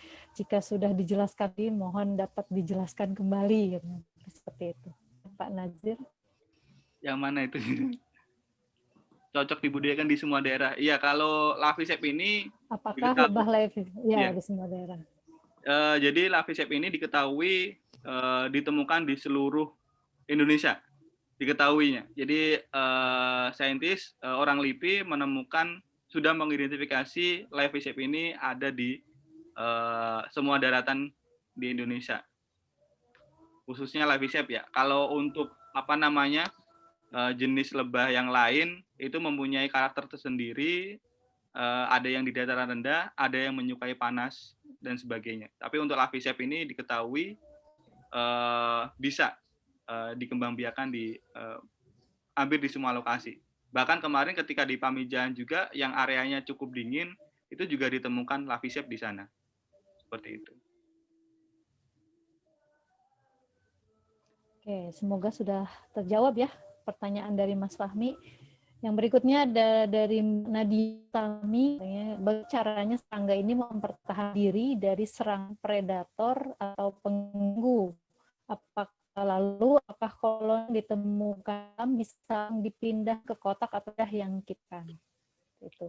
Ya, jadi untuk mempertahankan dari serangan predator, karena tidak mempunyai sengat, umumnya dia mempunyai mandibel yang cukup kuat. Jadi ketika mau menyerang itu dia menggunakan mandibelnya. Selain itu, Stingless bee ini karena mempunyai pertahanan berupa resin, jadi musuh alami seperti semut itu harus melalui entry hole-nya atau lubang keluar masuknya hanya satu. Berbeda dengan lebah Apis mellifera atau serrana yang dikotakan itu banyak sekali lubang-lubang yang terbuka. Tapi kalau Stingless bee ini dalam satu kotak hanya satu lubang saja, dan itu lubangnya hanya lubang keluar masuk. Dan ketika ada musuh alami seperti semut yang datang, itu mereka harus melalui lubang tersebut, dan di depan lubang tersebut ada bee guide-nya atau lebah penjaganya, dan jadi sulit sekali untuk masuk ke dalam koloni dari lebah Stingless bee ini. Kemudian apakah koloni yang ditemukan di alam bisa langsung kita pindahkan ke kotak? Bisa, seperti kalau yang dulu, kalau yang di lock di kayu-kayu seperti itu, jadi lebah stingless bee ini ada pot atau sel anakan dan sel storage yang berupa nektar dan polen. Jadi untuk memindahkannya dari kotak yang sudah disiapkan, sel anakan dan sel madu, sel polennya kita juga pindahkan. Kemudian nanti secara berangsur-angsur koloni lebah yang lainnya, individu yang lainnya, mereka akan mengikuti ke dalam sarang yang tadi sudah dipindahkan. Jadi hal itu bisa dilakukan. Ini Oke, pertanyaan mungkin dari semoga menjawab ya Mbak Nadia ya. Yang berikutnya ada ini nih dari Kalisasti. Apakah perbedaan spesies lebah penyebuk pada kopi akan mempengaruhi cita rasa kopi itu sendiri? Dan apabila ada pengaruhnya penyebab dan spesies lebah apa yang menghasilkan kopi dengan rasa paling baik? Mungkin tadi kaitan dengan rasa-rasa mocha itu ya. Ya kalau rasa mocha dan Silakan, sebagainya sebenarnya itu produk dari lebahnya ya, produk dari madunya tadi. Tapi kalau untuk cita rasa kopi sebenarnya itu berbeda dalam proses baik itu pemeliharaan, kemudian pencucian, kemudian pemrosesan, pembuatan kopinya dan sebagainya. Jadi cita rasa kopi bukan berasal dari proses penyerbukan. Jadi proses penyerbukan sebenarnya lebih mengutamakan produksi buahnya. Tapi kalau untuk cita rasanya umumnya ya berasal dari jenis kopinya sendiri. Kalau Arabica ya lebih hybrid, lebih lebih banyak variannya kalau Arabica. Kalau untuk Robusta ya begitu-begitu aja, pahit seperti itu ya. Tapi untuk cita rasanya, bagaimana kita memberikan sensasi gulanya, pakai gula merah, pakai madu, dan sebagainya, itu cita rasanya yang sendiri-sendiri. Jadi tergantung penikmatnya. Jadi cita rasa bukan berasal dari kehadiran dari lebah, sebenarnya seperti itu. Ya, baik. Semoga menjawab ya untuk pertanyaan dari Sasti. Ada lagi nih yang bertanya, apakah Levisef ini memiliki sifat tahan terhadap perubahan yang berubah-ubah dan kelemahan yang tampak dari lebah Levisef ini seperti apa? Ini dari Muhammad Hadi. Silakan Ya, Pak jadi tahan terhadap perubahan yang berubah-berubah. Mungkin dia relatif tahan. Tadi disebutkan juga yang pernah saya sebutkan bahwa ketika saya menjadi tim di PT Stroberi Lestari, dengan adanya cekaman insektisida yang cukup intensif, lebah stingless bee ini relatif tahan dibandingkan lebah Apis mellifera atau serrana. Ini yang pertama, tahan terhadap insektisida. Nah, karena kalau kita melihat atau nanti Muhammad tadi dapat mata kuliah insektisida dalam pertanian, itu nanti berhubungan dengan luas permukaan. Jadi ketika luas permukaannya semakin kecil ya nanti akan sulit terkena droplet dari insektisida dan sebagainya. Tetapi yang paling berbahaya adalah jenis insektisida yang berbentuk tepung. Jadi lebah ini ada perilaku grooming. Jadi ketika sudah mendapatkan nektar seperti itu, mereka harus melakukan grooming untuk memberikan makan satu sama lain. Jadi ketika di dalam probosisnya ada tertempel insektisida tepung, itu mereka bisa saling bertukar fungisida atau insektisida lah berbentuk tepung seperti itu. Jadi itu cukup berbahaya. Itu untuk perubahan-perubahan umumnya relatif tahan, tapi untuk insektisida biasanya kurang. Kemudian untuk yang dan kelemahan yang tampak dari lebah Levisef ini seperti apa? Kelemahannya ukurannya kecil, produksi madunya rendah, kemudian kelemahannya seperti itu. Tapi kelebihannya yang lebih diutamakan di sini. Jadi Jadi kelemahan-kelemahan ukurannya kecil, misalkan dimanfaatkan di kebun kopi seluas 50 hektar, umumnya kalau apis mellifera itu hanya membutuhkan 10 atau 20 kotak atau 20 koloni. Tapi kalau apis kelompok Stingless bee ini harus membutuhkan hampir 10 kali lipatnya. Tapi itu mungkin kelemahannya. Tapi itu yang menjadi strategi tersendiri untuk kita meningkatkan produksi kopi juga. Jadi ada poin plusnya, ada poin minusnya, tapi harapannya ya poin minusnya itu bisa kita handle, kita maintenance agar kita bisa mendapatkan produksi buah kopi yang kita harapkan. Harapannya seperti itu. Mungkin seperti itu, Bu Lia. Ya, baik. Saya beri kesempatan mungkin satu orang yang sekiranya ingin bertanya secara langsung. Jika masih ada, silakan. Izin bertanya, Ibu. Ya, silakan ya. Riza Krisnadi. Ya. Baik, terima kasih atas waktunya. Izin bertanya, Bapak. Kebetulan saya di di desa menanam tanaman sendiri. Melihat presentasi yang Bapak sampaikan tadi, sepertinya kurang lengkap kalau memang agrosistemnya emang belum sempurna, Pak ya. Salah satunya itu lebah sebagai penyerbuk. Tadi Bapak sampaikan kalau nge-trap sendiri di lapangan itu sepertinya cukup lama, Pak ya, sampai 3 bulan ya. Kalau misal beli itu bagaimana, Bapak? Beli setelah itu dikirim ongkir, apakah nanti ketika mau dilepas di lapangan ada perlakuan sejenis atau sejenisnya gitu, Pak? Agar lebahnya ketika dilepas tidak lari gitu, Pak. Meskipun sebenarnya kalau di lahan tuh ketersediaan nektar memang sudah ada. Takutnya itu lari aja sih, Pak. Takutnya ketika udah datang terus akhirnya dilepas lari gitu. Terima kasih. Iya. Riza asalnya dari mana? Di Demak, Pak. Demak, Jawa Tengah. Di di Pati, di Klaten itu sebenarnya banyak pembudidaya lebah tanpa sengat juga. Jadi ketika menginginkan lebah tanpa sengat ini tidak melulu berasal dari lokasi yang cukup jauh. Jadi sekarang itu banyak hobis atau pembudidaya yang hampir tersebar di Nusantara ini. Hampir semuanya sudah mengenal lebah tanpa sengat ini. Tapi umumnya hanya dimanfaatkan untuk produksi madu. Nah, ketika kita mau membeli, ketika mau trapping memang relatif sulit dan kita harus menunggui, belum lagi nanti ada serangan semut yang datang dan sebagainya. Lebih mudahnya memang kita membeli dari 1 kotak, nanti bisa kita perbanyak menjadi 2 kotak dan sebagainya. Nah, umumnya kalau pengalaman saya ketika sudah membeli, itu karena sumber pakannya di sekitarnya sudah ada, lebah-lebahnya tidak perlu ada treatment apapun, tidak ada perlakuan apapun, ya kita mungkin hanya perlakuan dari rumah-rumahan yang kita nanti letakkan koloni kita. Karena rumah-rumahan ini yang nanti tempat mereka bertahan terus-terusan di sana. Jadi seperti tadi yang Pak Patno infokan bahwa nanti salah satu hamanya adalah ada semut. Kemudian sebenarnya ada cicak kalau di perumahan. Cicak atau tokek itu ada hamanya, salah satunya itu juga.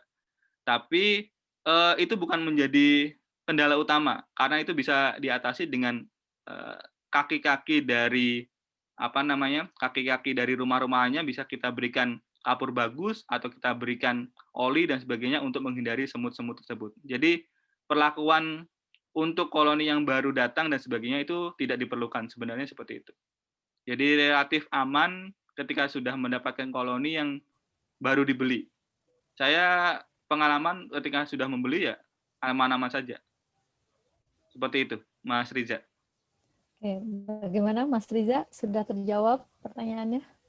Baik, terima kasih Bapak atas jawabannya. Kira-kira kalau beli 1 koloni itu bisa berapa ribu Bapak ya? Umumnya, ini sebenarnya kalau kita nggak mau repot kan beli ya. Kalau di Demak, di Pati, saya kan orang Pati, itu masih banyak kandang kambing, rumah-rumah di kampung yang terbuat dari bambu. Mending kalau karena kita sebagai mahasiswa, karena saya juga mengenal lebah Stingless bee ini pada saat mahasiswa, saya mencari-cari di kampung-kampung dan ternyata di kampung-kampung itu relatif masih banyak. Tapi ya mereka taunya ya, wah ini apa sih lalat? Oh ini apa sih kayak lebah, kayak lalat, tapi fungsinya apa dan sebagainya. Dan itu yang sebenarnya kita perlu informasikan bahwa itu adalah lebah dan kita bisa memindahkan dari bambu-bambu tersebut ke kotak yang lebih layak. Jadi Mas Riza sebenarnya tidak perlu membeli. Mas Riza cukup memindahkan dari bambu yang ada atau dari kusen-kusen yang ada koloninya tadi ke kotak yang baru saja. Di Pati banyak, mungkin bisa join di grup Facebook, biasanya banyak para pembudidaya lebah. Dicari saja, banyak. Seperti itu, Mas Riza. Oke, bagaimana Mas Riza? Sudah Baik, terjawab semuanya? cukup sudah terjawab untuk pertanyaan saya. Terima kasih Bapak. Yuk, sama-sama. Oke, baik. Topiknya sangat menarik ya, dan saya rasa sepertinya masih banyak pertanyaan-pertanyaan yang mungkin terlintas gitu ya di benak semua peserta. Tapi untuk sesi ini sudah waktunya ya, kita terbatas oleh waktu, sudah bisa kita akhiri sekarang ya, Mas Fajar ya. Ya, nah setelah ini ada post-test. Jadi saya kirimkan di kolom chat ya, silakan bagi semua peserta untuk mengisi post-testnya di link yang ada di kolom chat. Kemudian jangan lupa juga untuk mengisi presensinya ya. Nanti ada sertifikat ya, Mas Tazir ya, untuk peserta juga ya. Lumayan buat SKPI. Silakan, waktunya 5 menit untuk mengisi post-test.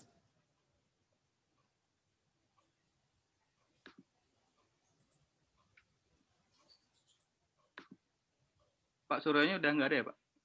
Ya, sudah tadi izin pamit katanya. Ya, dengan Pak Padmo juga. Sertifikatnya perlu nggak? Oh, nanti aja mungkin langsung ya. Ya, bisa boleh. langsung ya. Bisa langsung saya ke Pak Suryo.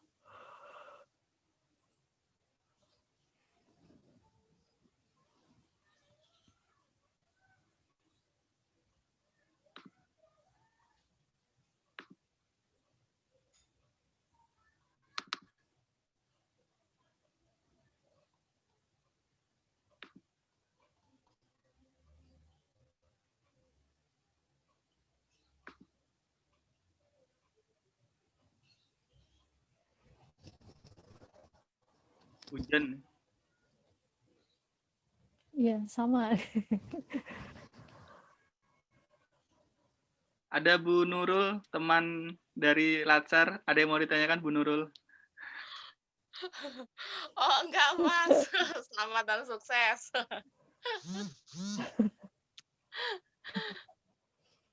Sekalian memantau ini dari Latsar.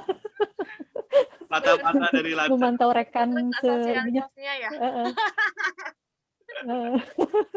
Memantau rekan sesama Prajat. Iya.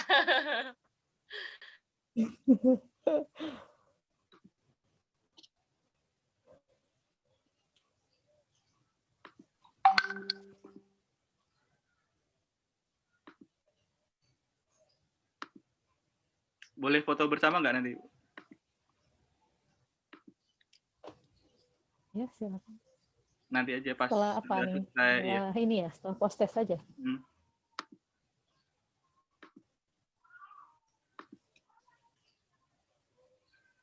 Kalau sudah selesai, kita ini ya, apa namanya, diaktifkan kameranya, kita foto bersama. Bu Nurul udah siap virtual.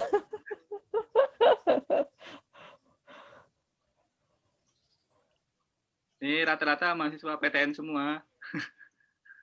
Kecuali yang udah lulus ini, Kalisa Sasti udah lulus.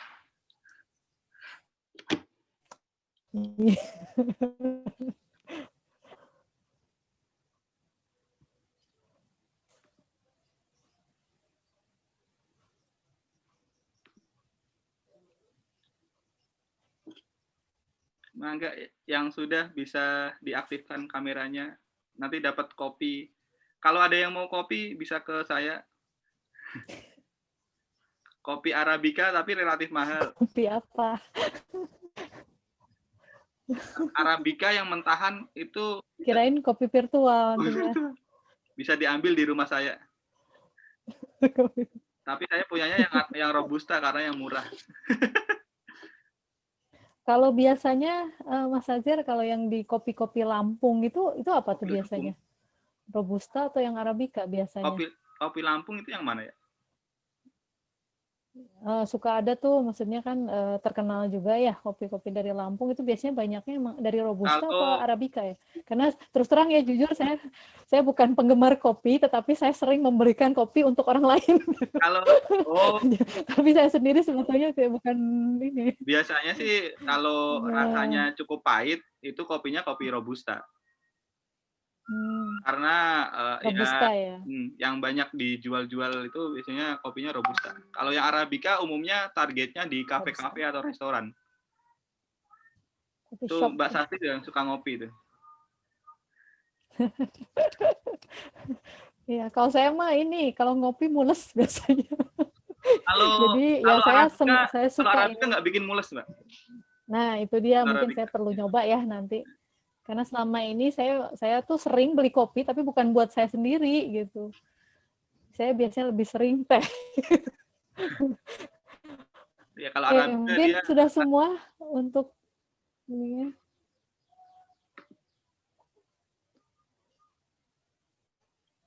Sudah siap Mas? Boleh.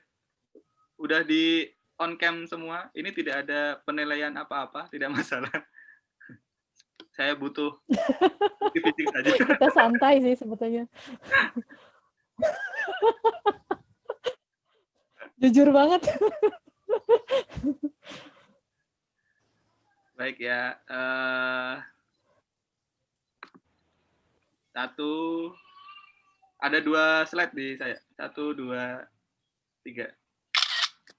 Sekali lagi. 1, 2. Oh, ada Mas Bindra juga dari TIB. Terima kasih Mas Bindra sudah join. Terima kasih Julia, terima kasih rekan-rekan yang lainnya. Kalau ada yang mau ditanyakan, kontak saya saja. Iya. Kalau saya sebenarnya lebih ke lebah dan lebahnya. Kalau kopinya ya baru mengenalnya baru sekarang-sekarang ini. Sok-sokan jadi ahli kopi nanti. Iya. Saya serahkan ke Bulia lagi. Baik, mungkin saya rangkum sekilas ya. Jadi sebenarnya topik hari ini sangat menarik ya, menambah pengetahuan dan wawasan kita terhadap kopi, baik kemudian juga terhadap lebah stingless bee itu ya, yang tadi Tetragonula laeviceps. Saya juga baru tahu ya seperti itu. Selama ini juga saya sama sebetulnya Pak Nazir menganggap oh ini apa sih gitu kan, ini tawon kecil gitu. Saya juga mungkin tidak tahu ya, kalau itu tuh yang disebut dengan stingless bee gitu, seperti itu. Nah, memang karena terkait dengan kopi ya, tema kita, kopi ini memang bisa dinikmati ya oleh berbagai kalangan, mulai dari kopi hitam ya, tadi yang seperti disebutkan Pak Suryo dan Pak Padmo, sampai dengan model kopi kekinian, mulai dari yang dijualnya di warkop, sampai dengan yang di coffee shop, seperti itu ya. Jadi kopi ini memang sekarang ini sudah sangat banyak ya dinikmati dan bisa juga menjadi salah satu bisnis ya. Sekarang sudah banyak nih yang membuka bisnis di coffee shop seperti itu. Kemudian juga secara umum ada 3 jenis kopi ya di Indonesia, itu ada Arabica, Robusta, dan Liberica. Nah, 70% di penikmat kopi ini menyukai yang jenis Arabica karena memang rasanya lebih ringan ya, Pak Nazir ya. Yeah, lebih manis dan ada aroma buah-buahnya gitu, aftertaste-nya seperti itu. Nah, mungkin nanti saya perlu nyoba juga nih yang jenis Arabica dan memang seperti harganya lebih mahal ya. Lebih mahal. Sepertinya saya pernah melihat itu harganya bisa berkali-kali lipat dari Robusta. Yang mentahannya saja. Kemudian juga Bogor ini saya juga baru tahu nih, Bogor ini iya ya. Iya, saya juga baru tahu ini di Bogor ini termasuk produsen kopi tertinggi di Jawa Barat ya. Dan lebah Tetragonula laevi bisa menjadi serangga serbuk, Yama, serta dominan. Kemudian juga bisa berperan sebagai penyedia jasa ekosistem. Kemudian bisa meningkatkan persentase bentuknya supaya lebih. Selain itu juga bisa kita manfaatkan darinya, kemudian propolis dan polennya. wabarakatuh. Baik, ringkasannya ya, mungkin secara simbolis untuk Pak Nazir.